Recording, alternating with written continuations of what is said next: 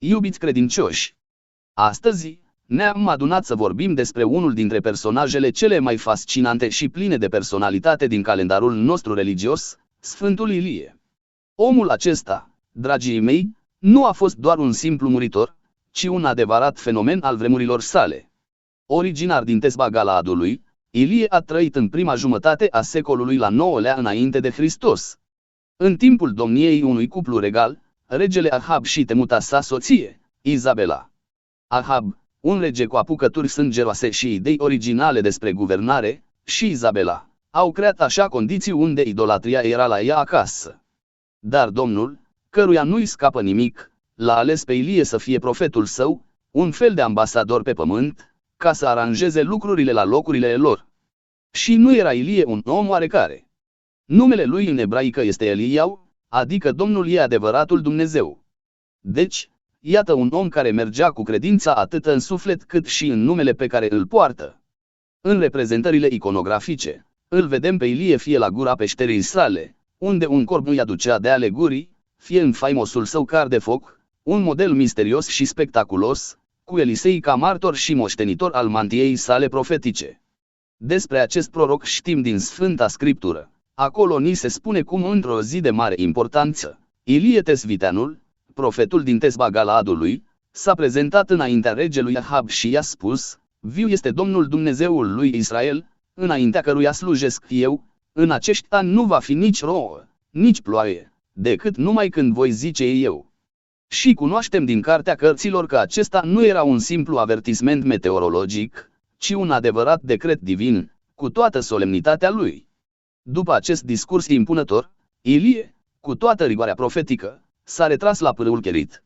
Imaginați-vă scena: Ilie, îmbibat în praf și cu gândul la liniștea din mijlocul naturii, își potolește setea cu apă și se lasă răsfățat de corbi, aceste simpli păsări, dar onorabili aducători de pâine și carne. O imagine demnă de un proroc al lui Dumnezeu în pustie. Când pârâul a secat, și nu a fost secarea dintr-o problemă obișnuită, ci o secare providențială, Ilie s-a mutat în Sarepta Sidonului, unde a găsit adăpost la o văduvă.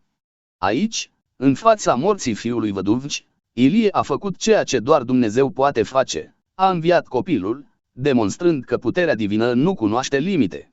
După câteva zile, și nu știm dacă s-au petrecut în timp real sau au fost acele zile în care timpul par să se oprească în loc, Dumnezeu i-a transmis lui Ilie că este momentul să se prezinte din nou în fața lui Ahab, iar ploaia, adică binecuvântarea cerului, va fi restabilită.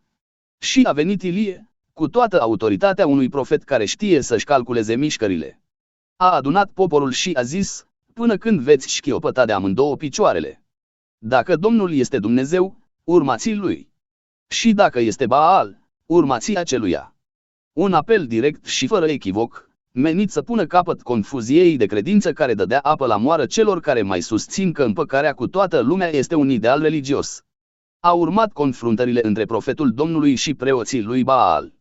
Ilie le-a propus să facă sacrificii, iar Dumnezeu va arăta care este adevăratul zeu prin foc. Poporul, care probabil că se uită cu curiozitate și nerăbdare, a fost de acord cu provocarea. Așa că preoții lui Baal au început să strige și să danseze în jurul altarului, dar fără niciun rezultat. Într-un moment de inspirație comică, Ilie a început să râdă de ei, spunând: strigați mai tare, căci doar este Dumnezeu.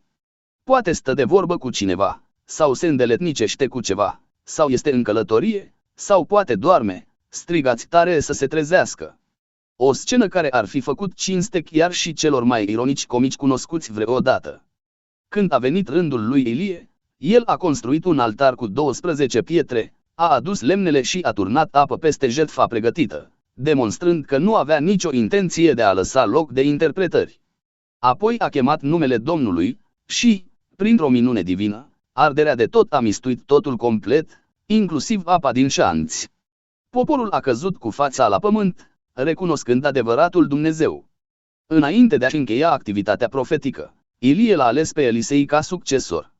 Împreună, au traversat Iordanul, iar Ilie a fost ridicat la ceruri într-un car de foc, o scenă grandioasă care, de-a lungul timpului, a stârnit multe discuții și reverii. Și, uite așa, Ilie a devenit un adevărat simbol al puterii lui Dumnezeu, fiind chiar premergător al revenirii lui Hristos, așa cum ne amintește Evanghelia.